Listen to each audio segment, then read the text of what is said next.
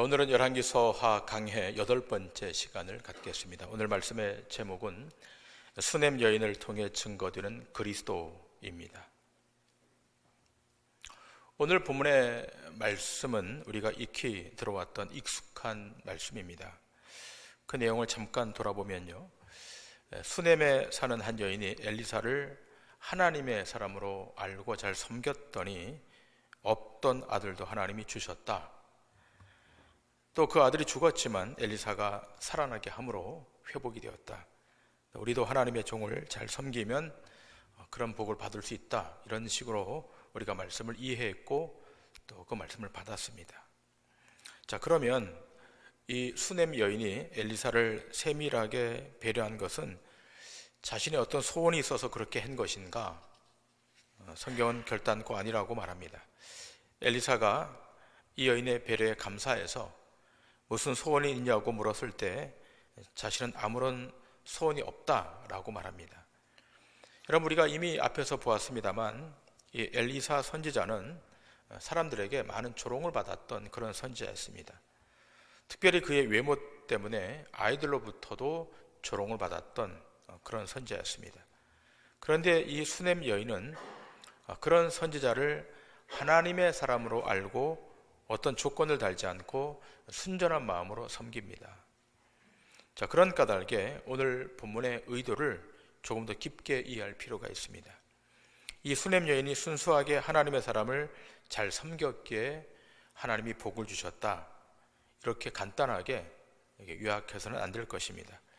성경을 액면 그대로 해석하거나 문자에만 치우쳐 해석하면 오류에 빠질 가능성이 있기 때문에 성경 전체를 보고 또 텍스트 앞과 뒤를 보고 해석해야 말씀이 전달하는 의미를 우린 잘 받을 수 있을 것입니다. 자, 그런 측면에서 오늘 이 말씀은 구약 성경의 한 사건으로 끝나지 않고 그 신약 성경의 중심이 되는 구원자 예수 그리스도에게로 연결됨을 인지하고 오늘 말씀을 함께 보길 원합니다. 먼저 본문 8절부터 10절의 말씀을 보시겠습니다. 하루는 엘리사가 수넴에 이르렀더니 거기에 한 귀한 여인이 그를 간권하여 음식을 먹게 하였으므로 엘리사가 그곳을 지날 때마다 음식을 먹으러 그리로 들어갔더라. 여인이 그의 남편에게 이르되 항상 우리를 지나가는 이 사람은 하나님의 거룩한 사람인 줄을 내가 아노니 청하건대 우리가 그를 위하여 작은 방을 담 위에 만들고 침상과 책상과 의자와 촛대를 두사이다. 그가 우리에게 이르면 거기에 머물리다 하였더라. 자, 엘리사가 수넴이라고 하는 지역으로 가게 되었고 거기에 한 어떤 귀한 여인이 엘리사를 하나님의 거룩한 사람으로 알아보고 그를 간권하여 음식을 대접합니다. 뿐만 아니라 그를 위해서 방도 마련을 하고 가구도 들여놓고 또 남편에게 말해서 허락을 받고 이 공간을 만듭니다. 여러분, 사실 이렇게 하는 일이 쉬운 일이 아니지 않겠습니까? 가끔씩 지나는 선지자에게 음식을 대접하는 것도 귀한 일인데 편히 쉬고 묵상하고 공부할 수 있도록 이런 공간을 만들어주는 일은 쉽지 않은 일입니다. 자, 그 다음 11절 이하를 보시겠습니다. 하루는 엘리사가 거기에 이르러 그 방에 들어가 누웠더니 자기 사환 게하시에게 이르되 이 수넴 여인을 불러오라 하니 곧 여인을 부르매 여인이 그 앞에 선지라. 엘리사가 자기 사환에게 이르되 너는 그에게 이르라. 네가 이같이 우리를 위하여 세심한 배려를 하는도다. 내가 너를 위하여 무엇을 하랴? 왕에게나 사령관에게 무슨 구할 것이 있느냐 하니 여인이 이르되 나는 내 백성 중에 거주하나이다 하니라. 자, 이 여인이 세심한 배려를 해주니까 엘리사는 뭔가 좀 보답하고 싶었습니다. 자, 그래서 이 여인에게 이렇게 말하죠. 왕이나 사령관에게 무엇이 구할 것이 있으면 내게 말하라. 여러분, 열왕기상 3장에 보시면 이스라엘이 모압 족속을 공격할 때 물이 없어서 광야로 들어가는데 물이 없어서 고통받고 있을 때 엘리사가 하나님 앞에 기도함으로 이 물의 문제를 해결해 주었죠. 결국 이 기력을 회복한 이스라엘 군사들이 모압을 진멸합니다. 이런 배경이 있기 때문에 엘리사는 왕이나 군사령관에게도 통할 수 있는 그런 사람이었습니다. 자, 그런데 이런 좋은 제안을 했지만 이 여인이 뭐라고 말하는가 하면 나는 내 백성 중에 거주하는 것이 좋습니다 라고 말합니다. 나는 하나님의 백성으로 살아가는 일에 부족함이 없다, 그런 뜻입니다. 여기서 우리는 수넴 여인이 어떤 대가를 바라고 이 하나님의 선지자를 섬겼던 것이 아님을 확인하게 됩니다. 그는 거룩한 사람으로 하나님의 사람이었기 때문에 정성을 다해서 섬겼던 것입니다. 그러나 엘리사는 이 여인에게 뭔가라도 해주고 싶었습니다. 그래서 자기 종 게하시를 통해서 이 여인에게 놀라운 일이 일어나도록 만들어줍니다. 자, 14절 이하의 말씀. 엘리사가 이르되 그러면 그를 위하여 무엇을 하여야 할까 하니 게하시가 대답하되 참으로 이 여인은 아들이 없고 그 남편은 늙었나이다 하니 이르되 다시 부르라 하여 부르매 여인이 문에 서니라. 엘리사가 이르되 한 해가 지나 이때쯤에 네가 아들을 안으리라 하니 여인이 이르되 아니로소이다. 내 주 하나님의 사람이여 당신의 계집종을 속이지 마옵소서 하니라. 여인이 과연 잉태하여 한 해가 지나 이때쯤 엘리사가 여인에게 말한 대로 아들을 낳았더라. 자, 지금 이 여인에게 아들이 생기는 놀라운 일이 생겼습니다. 본문의 정황으로 보면 이 여인은 아들만 없는 것이 아니라 딸도 없는 것으로 보이는데 놀랍게도 이 가정에 아들이 태어났습니다. 그리고 이 아들을 품에 안게 되었습니다. 자, 그런데요, 예기치 않은 일이 발생하게 됩니다. 18절 이하입니다. 그 아이가 자라매 하루는 추수꾼들에게 나가서 그의 아버지에게 이르렀더니 그의 아버지에게 이르되 내 머리야 내 머리야 하는지라. 그의 아버지가 사환에게 말하여 그의 어머니에게로 데려가라 하매 곧 어머니에게로 데려갔더니 낮까지 어머니의 무릎에 앉아 있다가 죽은지라. 참으로 어렵게 귀하게 얻은 아이인데 갑작스럽게 이 아이가 죽은 거예요. 이 아이가 아버지에게 갔는데 머리가 아프다 그러니까 엄마에게 보냈던 거죠. 그래서 엄마가 이 아이를 무릎에 앉혀놓고 있는데 그냥 그 자리에 죽은 겁니다.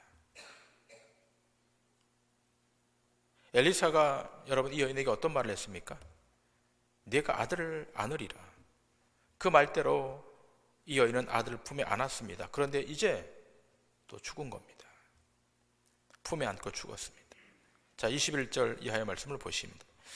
그의 어머니가 올라가서 아들을 하나님의 사람의 침상 위에 두고 문을 닫고 나와 그 남편을 불러 이르되 청하건대 사환 한 명과 나귀 한 마리를 내게로 보내소서. 내가 하나님의 사람에게 달려갔다가 돌아오리이다 하니 그 남편이 이르되 초하루도 아니요 안식일도 아니거늘 그대가 오늘 어찌하여 그에게 나아가고자 하느냐 하는지라. 여인이 이르되 평안을 비나이다 하니라. 이 아이가 죽자 이 수넴 여인은 그 아이를 선지자의 방에 침상에 눕힙니다. 그리고 방문을 닫습니다. 그리고 남편을 불러서 사원 한 명과 나귀를 달라고 해서 선지자에게로 가겠다 그럽니다. 남편이 말하죠. 초하루도 아니고 안식일도 아닌데 왜 가려고 그러느냐. 그때 이 여인이 평안을 빕니다 이 말을 남기고 떠납니다. 자, 24절 이하의 말씀을 보겠습니다. 이에 나귀의 안장을 지우고 자기 사환에게 이르되 몰고 가라. 내가 말하지 아니하거든 나를 위하여 달려가기를 멈추지 말라 하고 드디어 갈멜산으로 가서 하나님의 사람에게로 나아가니라. 하나님의 사람이 멀리서 그를 보고 자기 사환 게하시에게 이르되 저기 수넴 여인이 있도다. 너는 달려가서 그를 맞아 이르기를 너는 평안하냐? 네 남편이 평안하냐? 아이가 평안하냐 하라 하였더니 여인이 대답하되 평안하다 하고 산에 이르러 하나님의 사람에게 나아가서 그 발을 아는지라. 게하시가 가까이 와서 그를 물리치고자 하매 하나님의 사람이 이르되 가만두라. 그의 영혼이 괴로워하지만은 여호와께서 내게 숨기시고 이르지 아니하셨도다 하니라. 자, 엘리사가 게하시를 보내서 안부를 묻죠. 평안하냐라고 묻죠. 여러분 이상하지 않습니까? 아들이 죽었는데 평안할 수가 있겠습니까? 그런데 이 여인이 평안합니다라고 답변을 해요. 아들이 죽었는데 평안하다 그래요. 여러분 이 여인은 이 수넴 여인은 아들을 원치 않았죠. 자기 처지에 아들이 생길 것이라고 꿈도 꾸어보지 못했을 것입니다. 그런데 자신이 원하지도 않았는데 아들이 생겼습니다. 그리고 또 그 아들이 죽었습니다. 자기 의지와 관계없이 이렇게 되는 거예요. 이 아들의 죽음 앞에서 이 수넴 여인은 엘리사에게 샬롬, 평강이라고 말합니다. 신학자 버클레이는 이렇게 말하고 있습니다. 수넴 여인이 자신의 아들의 죽음을 통해서 참된 평안을 구하고 있다라고 주석했습니다. 자, 그런데 우리는 이 대목에서 주목할 장면이 있습니다. 이 여인이 평강입니다라고 말한 다음 엘리사 선자의 발 앞에 엎드려서 그 선자의 발을 끌어안습니다. 자, 이미지 화일이 하나 올라올 텐데요. 어떤 화가가 이 대목을 보고 그렸던 그림입니다. 지금 저기 앉아있는 노인은 엘리사 선지자이고 그 발 앞에 수넴 여인이 꿇어앉아서 엎드려서 엘리사 선지자의 발을 끌어안고 있습니다. 이 여인이 엘리사에게 이렇게 말하죠. 28절 이하 이 여인이 이르되 내가 내 주께 아들을 구하더이까 나를 속이지 말라고 내가 말하지 아니하더이까 하니 엘리사가 게하시에게 이르되 내 허리를 묶고 내 지팡이를 손에 들고 가라. 사람을 만나거든 인사하지 말며 사람이 내게 인사할지라도 대답하지 말고 내 지팡이를 그 아이 얼굴에 놓으라 하는지라. 아이의 어머니가 이르되 여호와께서 살아 계심과 당신의 영혼이 살아 계심을 두고 맹세하노니 내가 당신을 떠나지 아니하리이다. 엘리사가 이에 일어나 여인을 따라가니라. 게하시가 그들보다 앞서가서 지팡이를 그 아이의 얼굴에 놓았으나 소리도 없고 듣지도 아니하는지라. 돌아와서 엘리사를 맞아 그에게 말하여 아이가 깨지 아니하였나이다 하니라.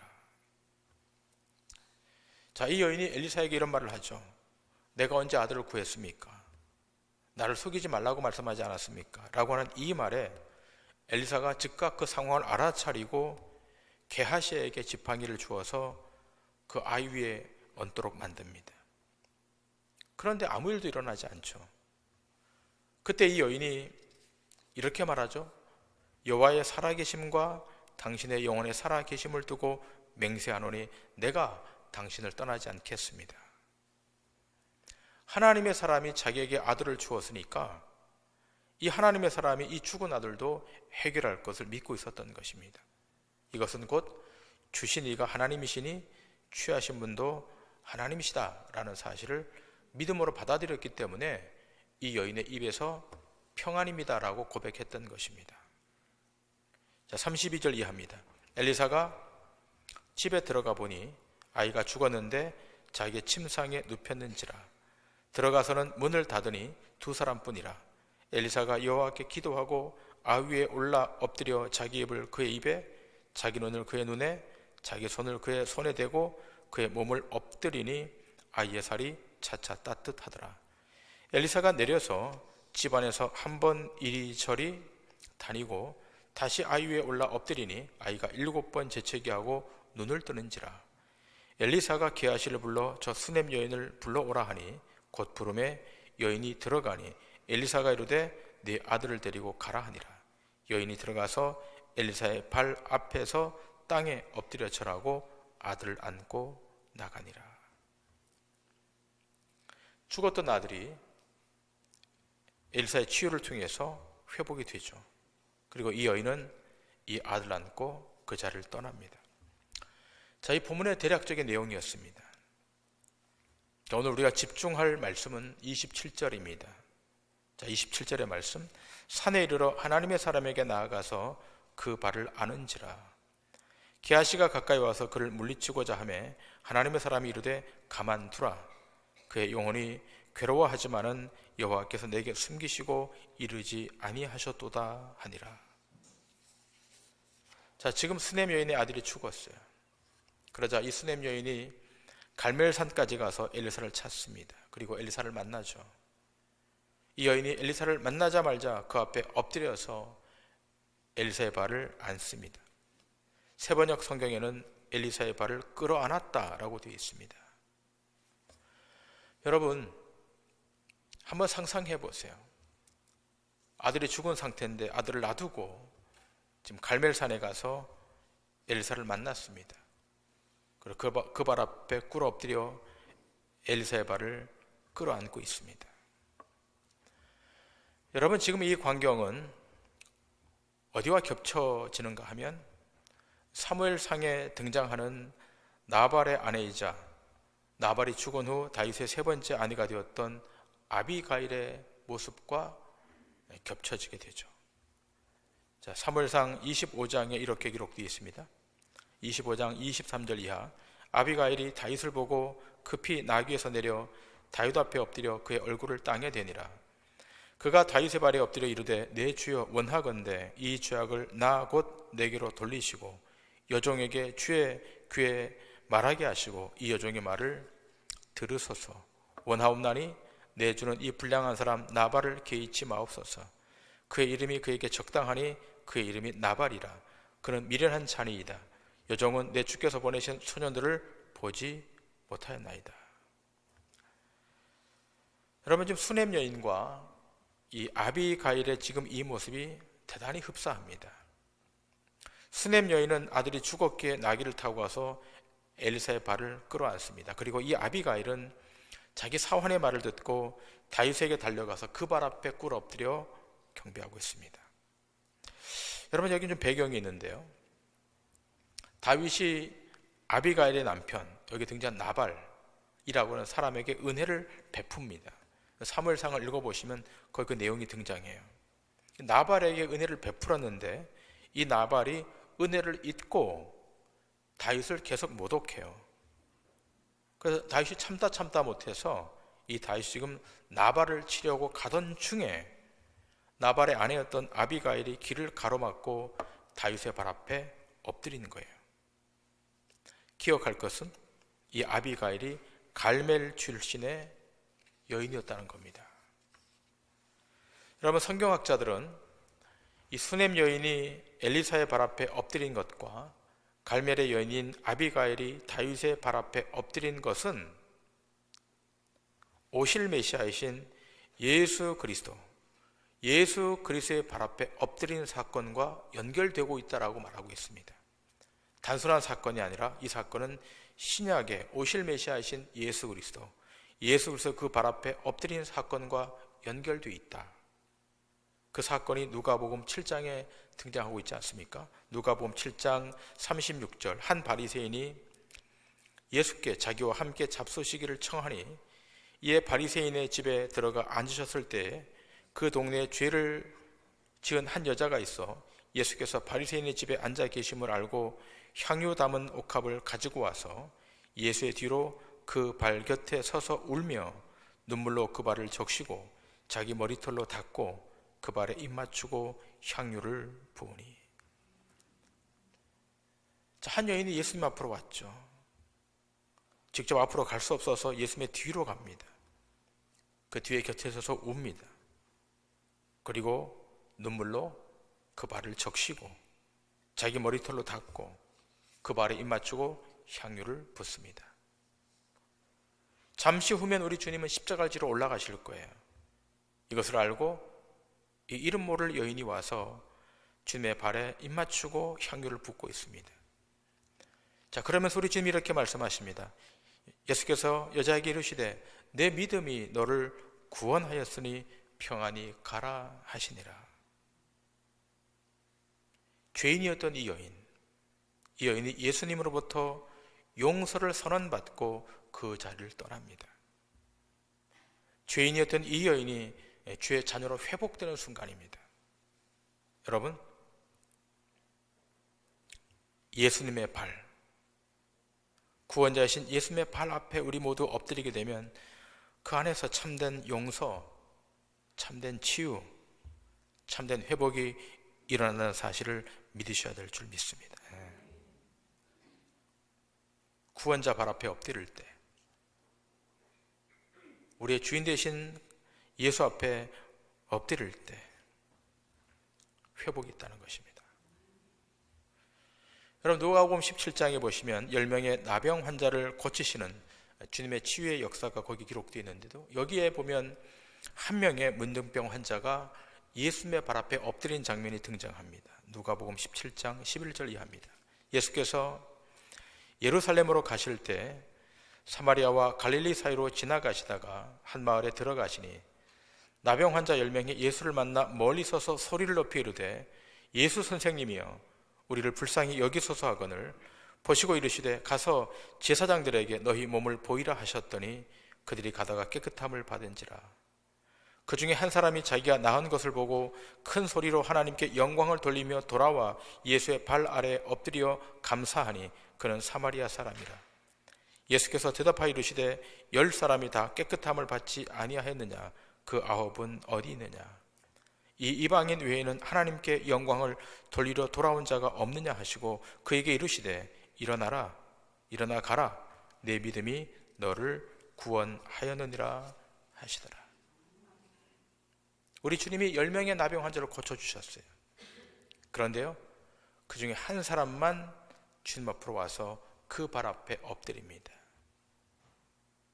그리고 자신을 고쳐주신 주님께 감사의 고백을 합니다. 이 사람은 사마리아 사람이었습니다. 천대받았던 사마리아 사람. 자, 그런데 우리 주님이 이렇게 말씀하세요. 그에게 이르시되 일어나 가라, 내 믿음이 너를 구원하였느니라 하시더라. 여러분, 예수님의 발 앞에 엎드렸던 수넴 여인, 또 갈멜의 여인 아비가일, 나병 환자였던 사마리아 사람, 이들 모두 그 발 앞에 엎드릴 때 발 앞에 엎드릴 때 치유와 회복이 있었습니다. 마지막으로 요한계시록의 말씀을 보시고 오늘 말씀을 마치고자 합니다. 요한계시록 1장 13절 이하의 말씀입니다. 촛대 사이에 인자 같은 이가 발에 끌리는 옷을 입고 가슴에 금띠를 띠고 그의 머리와 털에 희기가 흰 양털 같고 눈 같으며 그의 눈은 불꽃 같고 그의 발은 풀무에 단련한 빛난 주석 같고 그의 음성은 많은 물소리와 같으며 그의 오른손에 7별이 있고 그의 입에서 좌우에 날쌘 검이 나오고 그 얼굴은 해가 힘있게 비치는 것 같더라. 내가 볼 때에 그의 발 아래 발 앞에 엎드러져 죽은 자 같이 되매 그가 오른손을 내게 얹고 이르시되 두려워하지 말라. 나는 처음이요 마지막이니 곧 살아있는 자라. 내가 전에 죽었었노라. 볼지어다 이제 세세토록 살아있어 사망과 음부의 열쇠를 가졌노니 그러므로 네가 본 것과 지금 있는 일과 장차 될 일을 기록하라. 여러분, 예수님의 특별한 사랑을 받았던 제자 사도 요한이 부활하신 예수님, 그 주님을 뵙게 됩니다. 자, 그러자 요한이 어떻게 되는가 하면 그 발 앞에서 엎드러져 죽은 자 같이 되었다라고 오늘 요한이 기록을 합니다. 주님의 발 앞에 나갔을 때 내가 죽은 자 같이 되었다. 우리가 주님의 발 앞에 나아가는 것은 마치 이와 같습니다. 죽은 자 같이 되는, 아무것도 아닌 사람처럼 되는. 자, 그런데요, 그렇게 죽은 자 같이 주님 앞으로 나아갈 때 우리 주님이 어떻게 하시는가? 본문 17절 18절을 다시 보시면 이렇게 기록되어 있습니다. 내가 볼 때 그의 발 앞에 엎드러져 죽은 자 같이 되매 그가 오른손을 내게 얹고 이르시되 두려워하지 말라. 나는 처음이요 마지막이니 곧 살아있는 자라. 주님이 그 오른손을 얹고 말씀하십니다. 두려워하지 말라. 나는 처음이요 마지막이니 나는 살아있는 영존한 하나님이라. 여러분, 주님의 발 앞에 엎드리면 주님께서 우리에게 손을 얹어주셔서 우리를 회복시키시고 고치시고 죄로부터 자유하게 하시는 줄 믿으시길 바랍니다. 주님의 발 앞에 나아가는 것이 얼마나 큰 기적인지를 아셔야 됩니다. 그 발 앞에 엎드리는 것이 얼마나 큰 용서와 큰 고침을 받는가를 기억하셔야 됩니다. 여러분, 세상 안에는 치유가 없어요. 세상 안에는 회복이 없어요. 세상 안에는 참된 쉼도 없습니다. 있다고 말하지만 들어가 보면 허상입니다. 그리스도의 발 앞에 엎드릴 때 이 수넴 여인처럼, 갈멜의 아비가일처럼, 사마리아의 나병 환자처럼 그 발 앞에 엎드릴 때, 그 주님의 발을 끌어안을 때, 그때 회복이 있는 것입니다. 사람보다 더 낮아지신 예수 그리스도의 발 앞에 엎드리십시오.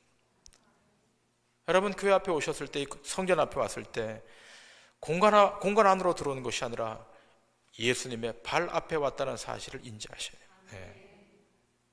그 주님의 발 앞에 엎드릴 때 우리의 삶이 바뀌는 거예요. 심판 앞에 정죄될 자가 영원한 하나님의 나라 백성으로 그 정체성이 바뀌는 역사가 그 안에 있는 것입니다. 이 한 주간 주님의 발 앞에 엎드려서 여러분의 상한 마음이 치유되고 여러분의 무너진 육체도 고쳐지는 축복의 역사가 있기를 주님 이름으로 간절히 축원합니다. 기도하시겠습니다.